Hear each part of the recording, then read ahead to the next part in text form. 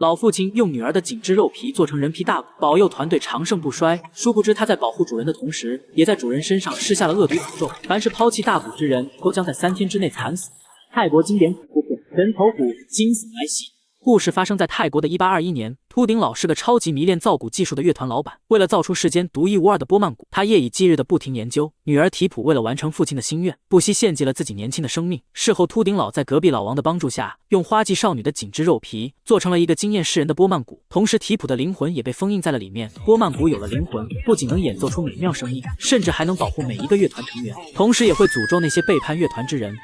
画面一转来到隔壁老王这里，他家世代都是打鼓艺人，孙子阿平深受感染，从小就拥有了无人能及的音乐才华。可老王临终前却将自己的金戒指交给阿平，并希望他能帮提普完成超度，脱离苦难。一转眼时间来到20年后，此时的阿平已长成了儒雅的年轻小伙，他受命运安排来到了一个乐团学习深造，而这个乐团就是当年秃顶老的乐团，现在由他的儿子鲁恩大师一手经营。地上全是前来拜师学艺的师兄弟，大堂正中央摆放着一面精致的波曼鼓，他堪称神灵在世，有求必应，保护着乐团长盛不衰。鲁恩大师先是祈求鼓里的神灵保佑，然后又让所有人立下誓言，一旦决定学习打鼓，就永世不得违背乐团，更不能做有损乐团的事，不论以任何理由违约，都会在3天内死掉，变成孤魂野鬼，永久不得超生。一番言语恐吓后，胆小者纷纷撤离，最后只剩下3个忠实的新学徒。阿平表示自己擅长打双面鼓，来此主要是想学习打波曼鼓。鲁恩大师看到他胸前的金戒指，瞬间知道了他的真实身份，但是对于阿平学打波曼鼓一事，鲁恩大师并没有直接答应，而是决定先看看他的打鼓风格。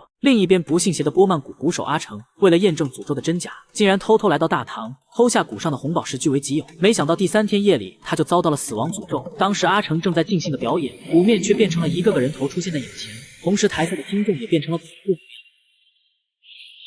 随后他就被鬼手抓进了狂撞击。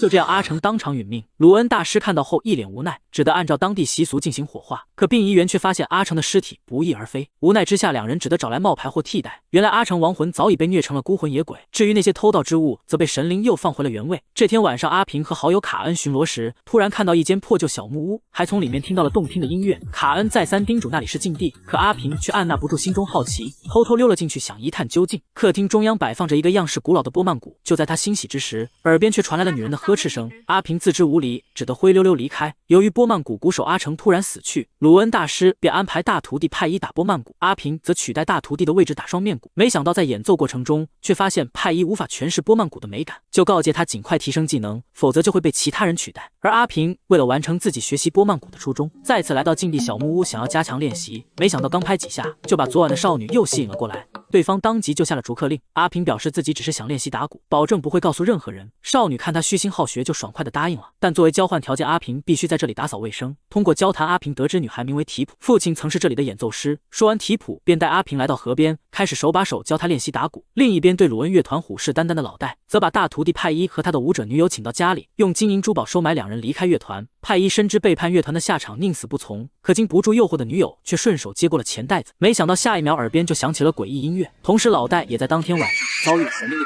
可他并不吃这一套，上去就是致命。他扬言一定要得到鲁恩大师祖传的波曼鼓，为此他还请来了一个巫师来助阵。这时提普强忍剧痛回到了小木屋，同时大堂中的波曼鼓也渗出大量鲜血。鲁恩大师急忙端来了秘制血水补救。另一边女舞者为了过上人上人的生活，就打算收拾东西投奔老戴，没想到去镜子看到了自己。随后他就神情恍惚地来到了树林深处，随着身上的衣服全部脱落，女人的意识也慢慢恢复。这时一个恐怖鬼影突然出现在身后，强行控制着他的身体，就做起了极限运动。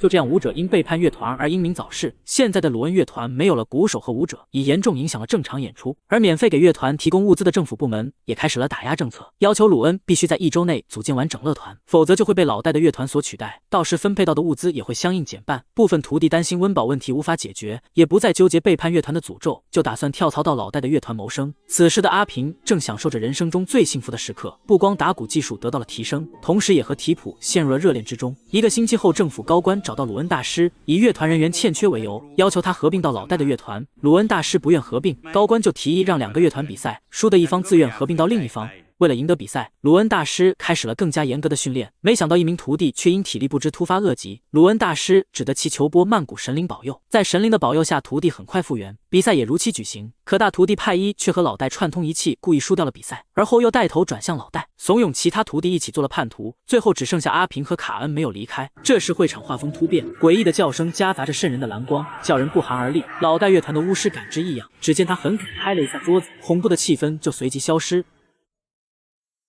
第二天，老戴来到鲁恩乐团强行合并，不甘心的鲁恩大师再次提出比赛，如果输了就无条件服从。这次他找到了朋友的乐团成员帮忙，波曼谷鼓手的位置则交给了阿平，让他用供奉多年的波曼谷演奏，纯熟的技术加上完美的乐器，让鲁恩乐团遥遥领先。老戴乐团的走狗派一由于学艺不精，则是满脸的羡慕嫉妒恨。这时一个叛徒的脖子忽然被鬼手掐断，吐出一滩西瓜之后当场殒命。老戴知道这是古灵的报复，就命令手下抢走波曼谷，而鲁恩大师也在宝贝争夺战中身受重伤。他深知自己命不久矣，就决定让阿平继承乐团。原来鲁恩和提普曾是姐弟关系，当年他们的父亲和阿平的爷爷共同创建了这个乐团，两人一起用提普的肉皮做成了波曼谷，将他的灵魂封印在里面，保护着乐团。鲁恩大师希望阿平到屋后的家族墓地去解救被困多年的提普灵魂。这时卡恩走了进来，原来他一直不愿离开乐团，是因为鲁恩大师是他的父亲。鲁恩大师将一袋钱交给卡恩，希望他另寻出路，没想到却在离开的路上因违背誓约而被杀。另一边的叛徒派一同样遭到了诅咒，他好奇地来到波曼谷跟前寻找奥秘之处，没想到却被里面的鬼手扒掉肉皮后活活砸死。